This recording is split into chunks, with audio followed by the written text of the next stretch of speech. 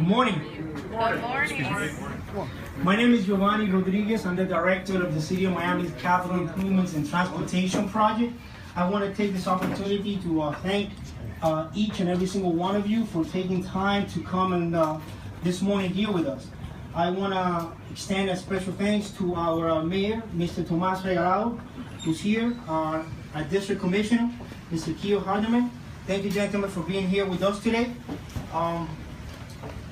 This project consists in the design and the construction of a new 1,400 square feet locker room building.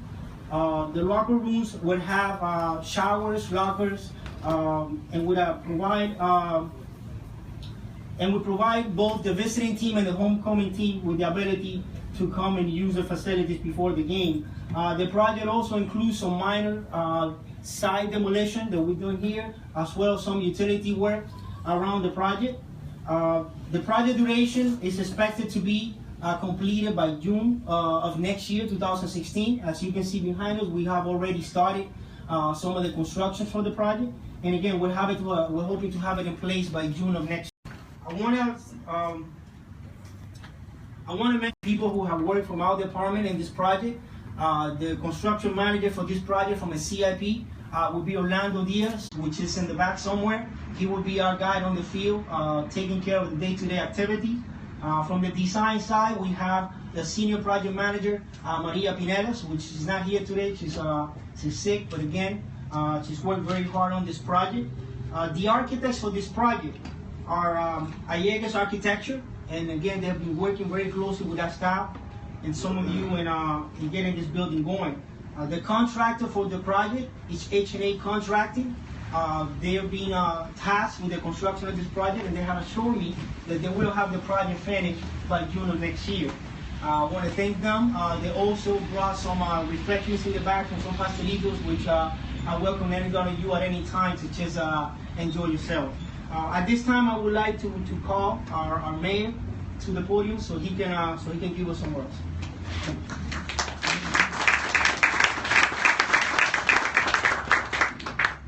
Thank you, Giovanni, and good morning all. It may seem that this is a small building, but this building is important.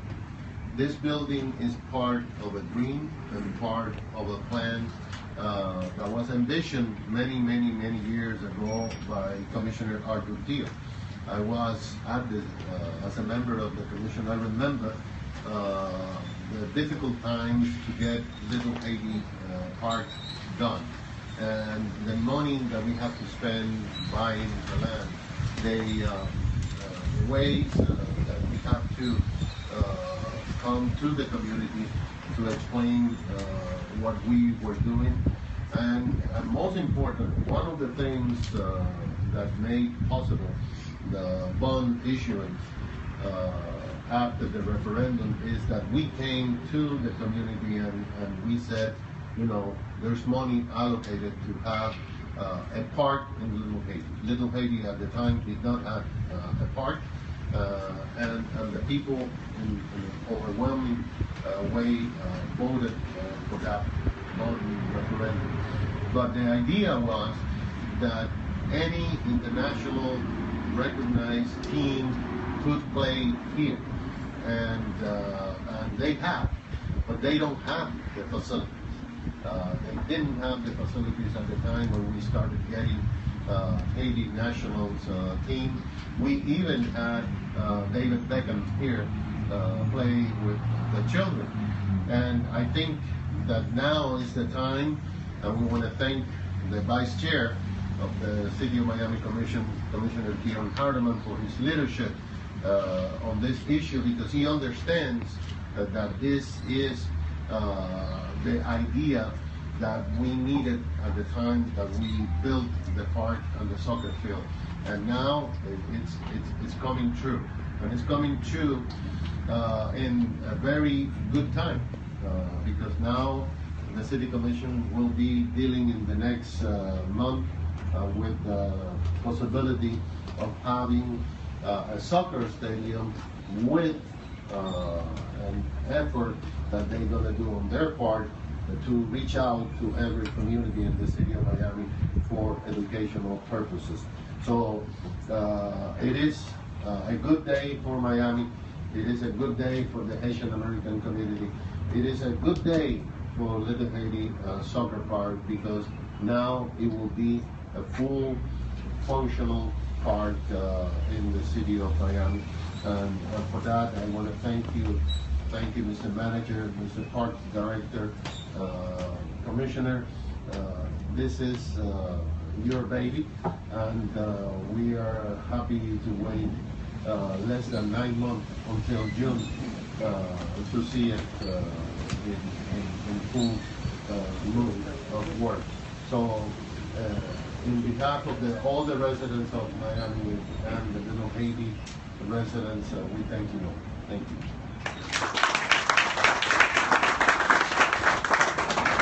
Thank you, Mr. Mayor.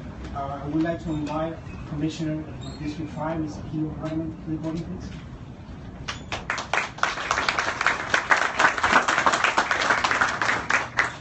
Good morning, everyone.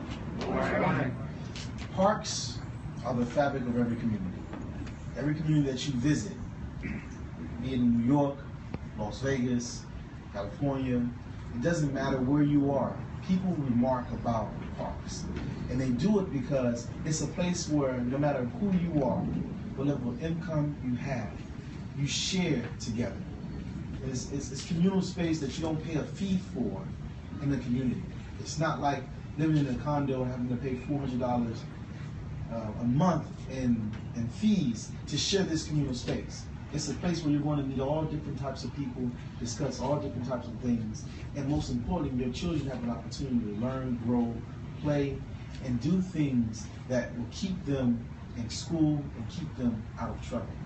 And so parks are what's most important to this community that we call Little Haiti. And that's why at the time, Arthur Till knew that he needed a park right here in this community.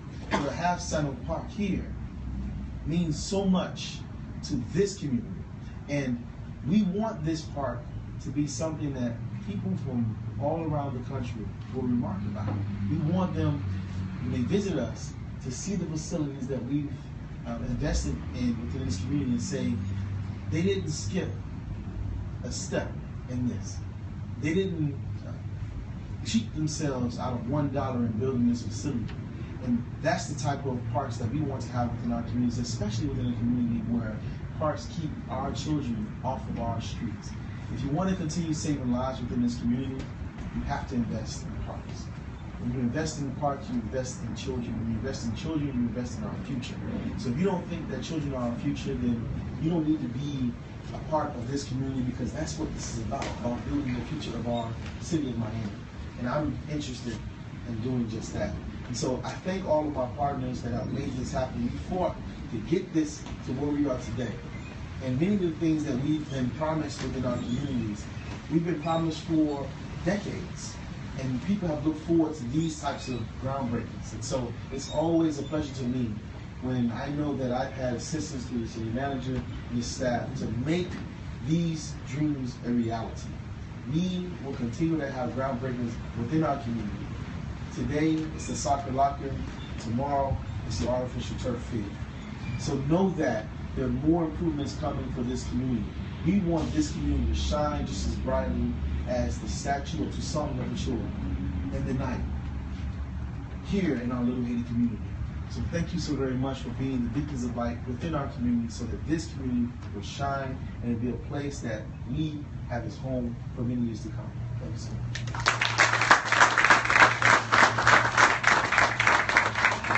Thank you very much, Commissioner. I would like to invite the Directors of the Parks and Recreations Department, Mr. Tim McConnell. Good morning. I'd like to apologize for wearing sunglasses. I cannot see without them, and I wear them hoping that the sun will come out and I need them. I want to elaborate on something that our mayor and commissioner, and I know the manager hasn't spoken yet and probably won't, but I want to tell you that this city believes in our parks. And you only demonstrate it. We can stand up here all day and say how great our parks are, how great we want our parks to be.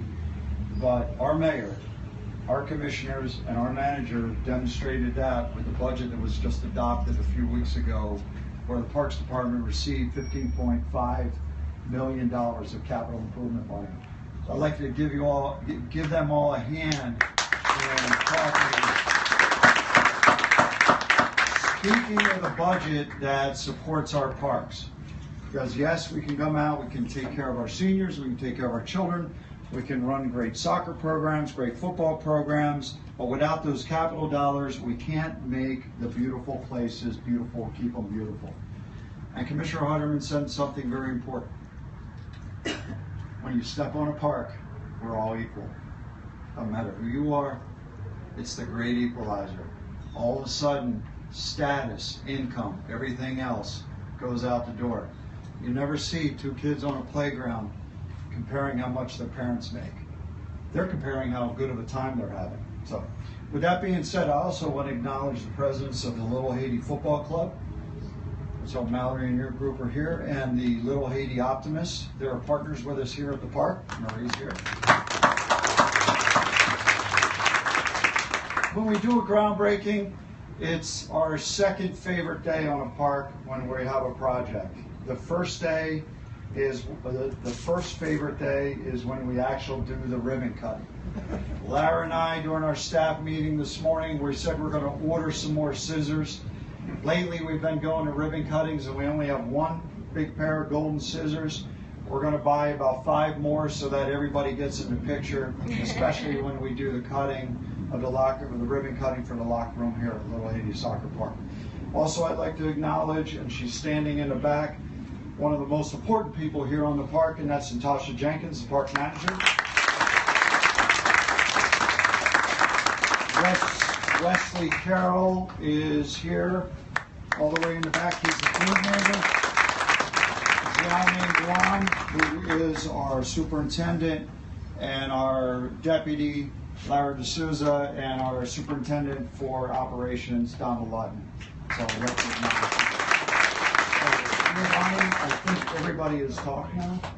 Are we ready to throw some dirt? We are ready. Awesome. Thank you so much. On my count. No, sir. We're gonna do it twice.